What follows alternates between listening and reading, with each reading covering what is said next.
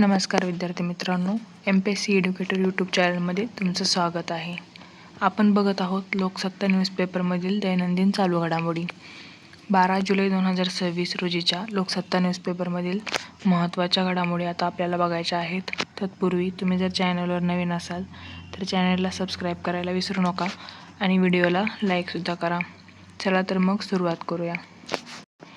INS Mahendragiri ही जी नवीन युद्धनौका आहे तिचं इनॉग्रेशन म्हणजे त्याचं जलावतरण करण्यात आलेलं आहे विशाखापट्टणम येथे. आपले जे संरक्षण मंत्री आहेत राजनाथ सिंग यांच्या हस्ते.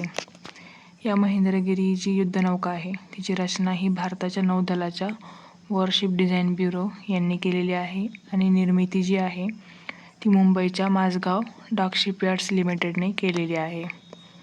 त्याचबरोबर या युद्धनौकेचा जो 75% भाग आहे तो पूर्णपणे स्वदेशी बनावटीचा आहे.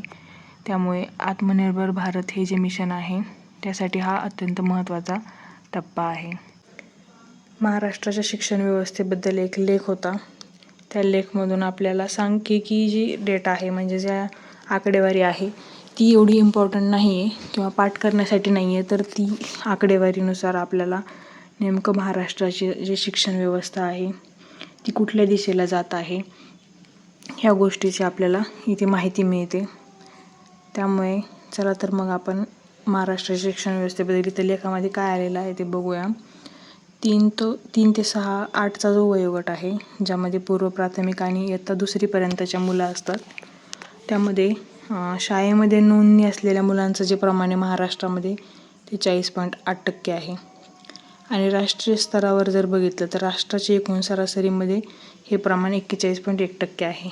म्हणजे देशाच्या सरासरीपेक्षा महाराष्ट्र राज्याची सरासरी ही इथे कमी असलेली आपल्याला दिसत आहे.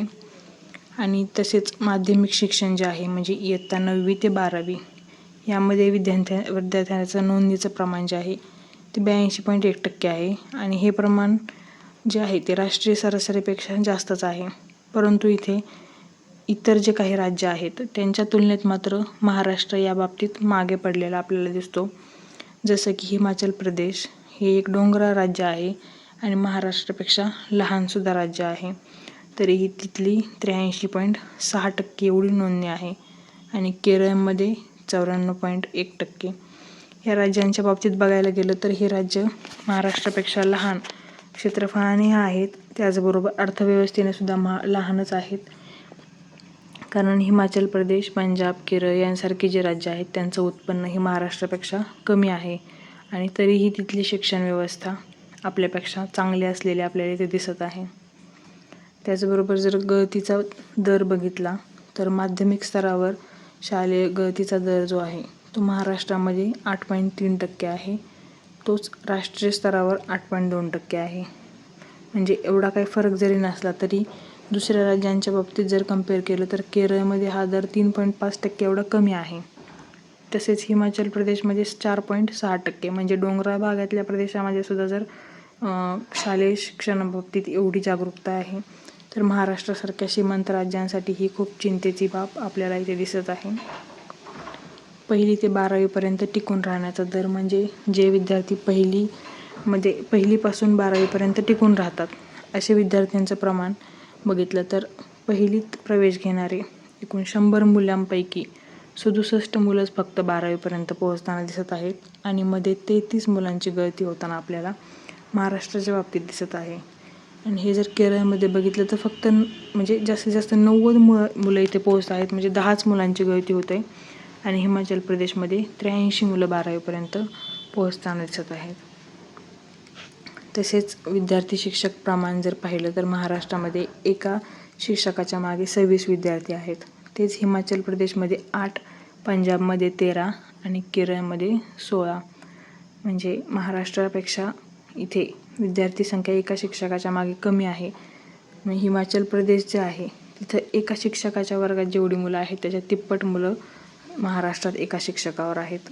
म्हणजे हे विद्यार्थी शिक्षक प्रमाणसुद्धा आपल्याला हेच दाखवून देतं आहे की ह्या राज्यांच्या बाबतीत सुद्धा महाराष्ट्र शिक्षणाच्या धोरणामध्ये खूप मागे पडताना आपल्याला इथे दिसत आहे.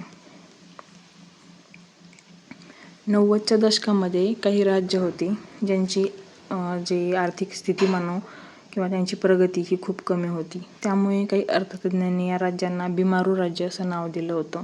त्यामध्ये बिहार, मध्य प्रदेश, राजस्थान, उत्तर प्रदेश अशा 4 राज्यांचा इथे ह्याच्यामध्ये बिमारू या नावात समावेश होता. त्यांचं कारण काय होतं तर शिक्षण, आरोग्य आणि रोजगार यामध्ये तिथे प्रचंड मागासलेपणा होता.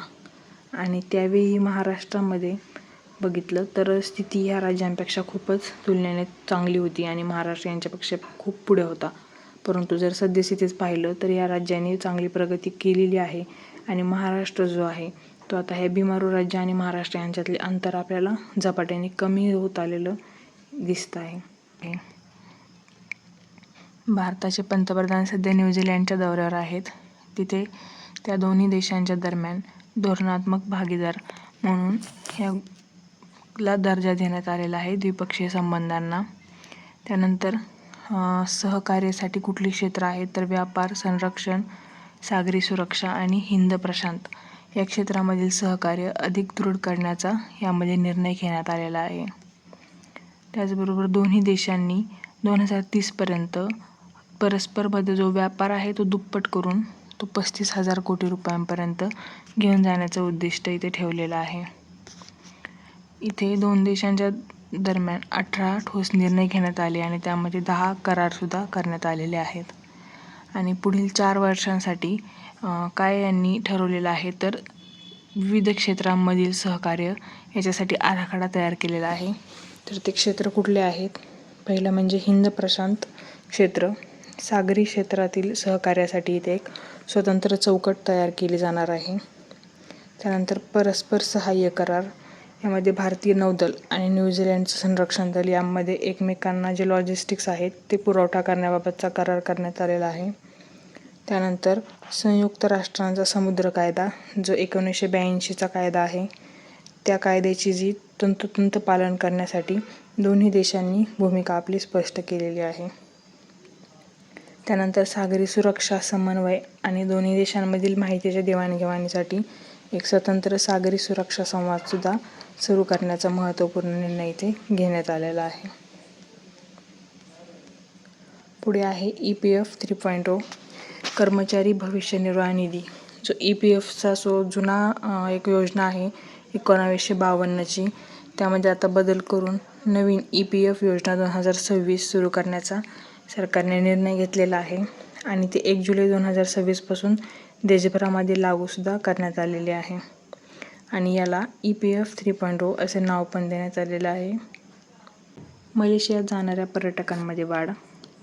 मलेशियाने भारतासोबत यापूर्वी मुक्त व्हिसा धोरण जे आहे ते स्वीकारलं होतं आणि त्याचा सकारात्मक परिणाम झालेला इथे दिसून येत आहे. 2025मध्ये भारतातून मलेशियात जाणाऱ्या पर्यटकांच्या संख्येत 14.6% वाढ झालेली आहे आणि हा आकडा एकूण 15 लाखांच्या वर पोहोचलेला आहे. त्याचबरोबर आखाती देशांमधील युद्धजन्य परिस्थितीमुळे युरोपमधून येणारे पर्यटक आणि अनिवासी जे भारतीय आहेत त्यांच्या संख्येत मात्र इथं एवढी वाढ झालेली नसल्याचं मलेशियाचे जे आहेत त्या पर्यटक मंत्र्यांनी सांगितलेलं आहे. यामध्ये महाराष्ट्र जे आहे ते महाराष्ट्रामध्ये औद्योगिक स्तरावर इथं पर्यटन वाढलेलं आहे. मलेशियाच्या बाबतीत महाराष्ट्रातील नाशिक आणि छत्रपती संभाजीनगर या जिल्ह्यांमधून आगामी काळात मलेशियासाठीचे पर्यटक वाढू शकतात असं इथे सांगितलेलं आहे. या जिल्ह्यांचं वैशिष्ट्य म्हणजे नाशिकमध्ये वाईन निर्मितीसाठी मोठ्या कंपन्या आहेत. छत्रपती संभाजीनगरमध्ये मद्य निर्मिती आणि वाहन निर्मिती याच्या कंपन्या आहेत. त्यामुळे पर्यटक जे आहेत ते या उद्योग क्षेत्राशी संबंधित जास्तीत जास्त इथे आकर्षित होऊ शकतात. मलेशियाचे जे पर्यटक संचालक आहेत हरियंती अबुबकर. व्हिएतनाम या देशामध्ये नुकतीच एक घटना घडलेली आहे. बोट उलटून तिथे 15 भारतीयांचा मृत्यू झालेला आहे. तर या देशाविषयी थोडं बघूया. याची राजधानी आहे हनोई. येथील जे सर्वात मोठं बेट आहे फू कुओक नावाचं एक इथं मोठं बेट आहे आणि याच्या जवळच असलेलं जे थेन मारुत नगोई हे बीच आहे तिथेच ही जी दुर्घटना घडलेली आहे. हे जे बेट आहे ते पांढऱ्या वाळूचे समुद्रकिनारे, प्रवाळ खडक आणि बेटांच्या सफारीसाठी जगप्रसिद्ध आहे. ज्येष्ठ गायिका एस. जानकी यांचं निधन झालेलं आहे 11 जुलै 2026 रोजी. दीर्घ आजारामुळे 88च्या वर्षी जे आहेत त्यांचं निधन झालेलं आहे. ज्या अष्टपैलू गायिकेसाठी ओळखल्या जातात. त्यांनी विविध भाषांमधल्या 48,000हून जास्त गाण्यांचं ध्वनी मुद्रित केलेली आहे. तसंच त्यांनी चित्रपट, दूरचित्रवाणी आणि रेडिओसाठी 20 भारतीय भाषांमध्ये त्यांनी गाणीसुद्धा गायलेली आहेत. विम्बल्डन 2026 या स्पर्धेमध्ये नोस्कोवा विम्बल्डनची नवी राणी झालेली आहे.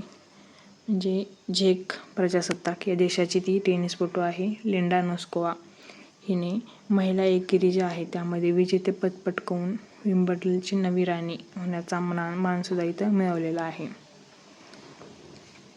हे तिच्या टेनिस कारकिर्दीमधील पहिलेच ग्रँड स्लॅम विजेतेपद आहे आणि गेल्या 4 वर्षांमध्ये महिला एकेरीमध्ये तिसरी ही नवविजेती ठरलेली आहे.